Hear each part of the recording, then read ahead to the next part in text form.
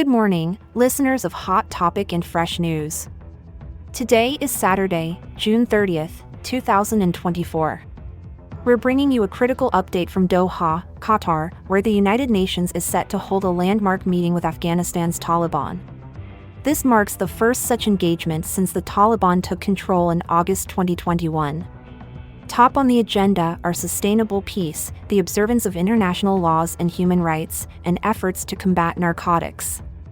However, the UN faces backlash for not including Afghan women in these discussions, an exclusion that critics say could undermine the UN's integrity and inadvertently legitimize the Taliban's severe policies towards women. In a separate session next week, the UN plans to meet with Afghan civil society groups, possibly addressing these criticisms. Meanwhile, the Taliban's stringent restrictions on women continue to provoke international outcry and hinder their recognition as Afghanistan's legitimate government.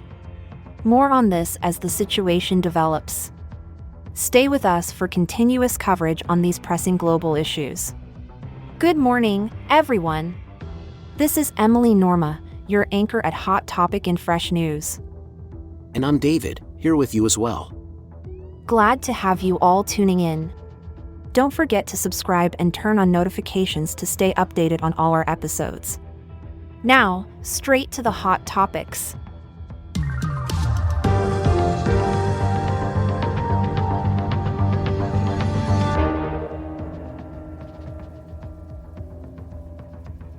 Can you clarify what the main goals of this UN meeting with the Taliban are? Absolutely.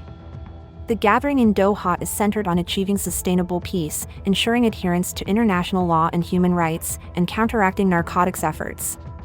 It's a strategic dialogue meant to address these critical issues without extending formal recognition to the Taliban. Why is the inclusion of Afghan women in these talks such a point of contention? The criticism stems from the fact that excluding Afghan women from the discussions raises significant concerns about the commitment to human rights. Critics argue that their absence could undermine the entire process by sidelining a crucial perspective in shaping a peaceful and inclusive Afghanistan. Has the UN commented on their approach towards the Taliban? Yes, the UN Undersecretary-General, Rosemary DiCarlo, emphasized that this meeting isn't about recognizing the Taliban's authority but is a step towards engaging on broader issues affecting Afghanistan. The focus, according to DiCarlo, is on initiating a step-by-step process with the fundamentalist group to promote peace and adherence to international norms. What are the Taliban's expectations from these discussions? The Taliban are specifically looking to discuss lifting restrictions on Afghanistan's financial and banking systems, developing the private sector, and strategies to counter drug trafficking. These are pivotal for them as they seek to stabilize and possibly garner more international engagement moving forward. How does this meeting affect the international perception of the United Nations? This is a delicate balance for the UN. On one side, engaging with the Taliban is seen as necessary for any progress in Afghanistan. On the other, the exclusion of women from these talks has led to significant backlash, with critics saying it could damage the UN's credibility as a defender of human rights and women's rights. Amidst the waves of criticism, the UN has stated that this isn't an inter-Afghan dialogue but a stepping stone towards that eventual goal. It's startling to see the immediate and severe restrictions imposed on women in Afghanistan under Taliban rule. From education bans beyond 6th grade to the prohibition of employment and even basic leisure activities, the regression is profound. It's particularly distressing to hear about these restrictions. What impact might this have globally? Globally, this has stopped any country from officially recognizing the Taliban as Afghanistan's legitimate government. The international community insists that engagement is conditional on significant improvements in human rights, particularly women's rights and access to education. Without these, the Taliban remains largely isolated. Wow. I can't help but be amazed at the rapidly changing world of hot-off-the-press news. Such revelations, such controversies, such breaking headlines.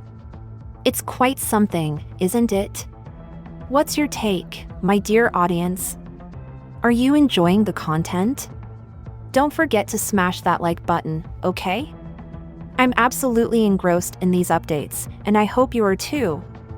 Thanks a ton for tuning in. Let's continue. And with the UN planning a separate meeting specifically with Afghan civil society, there seems to be a push to rectify some of these criticisms. Exactly. This next meeting is crucial. It's an attempt to bring more voices to the table, particularly from within Afghan civil society. The hope is to eventually foster a more inclusive dialogue that might pave the way for more substantial negotiations.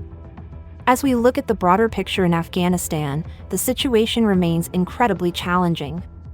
Despite a reduction in immediate violence, the economic and social structure of the country is under severe strain.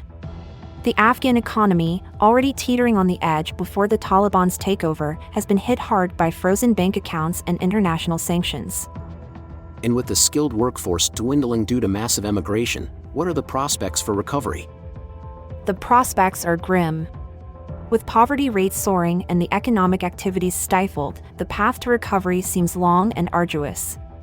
It's a complex situation where international aid is still crucial but comes with the caveat of needing to engage with the Taliban, which many are hesitant to do given their current policies. How is the international community responding to these challenges? The UN conference aims to keep the global spotlight on Afghanistan, pressing for changes especially in terms of human rights.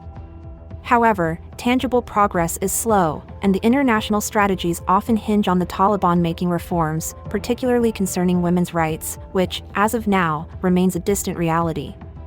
It's a sobering reflection on the state of affairs in Afghanistan. As we continue to monitor these developments, we remind our listeners of the ongoing need for a vigilant, informed global community that supports sustainable and inclusive solutions.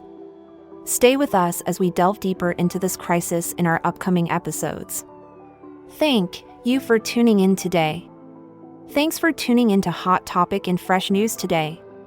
We've delved deeply into the ongoing situation in Afghanistan, analyzing the multifaceted challenges the country faces under the Taliban regime.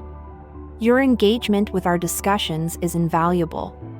Don't forget to subscribe and hit that notification bell so you never miss out on our analyses. We truly appreciate your shares and comments, so keep them coming. And hey, make sure you're not just a silent listener. Join the conversation, share your insights, and maybe even disagree with us if you feel like it. We're here every day, bringing you the latest and most comprehensive coverage. And trust me, you won't want to miss what we've got planned next. It's going to be something special.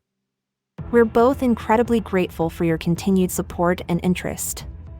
Looking forward to having you with us in the next episode. Remember, the news never sleeps, and neither do we. So keep those notifications on, and keep the conversations lively. We can't wait to bring you even more engaging content. See you next time. Stay in the loop, keep your eyes on the news, our channel's content will amuse.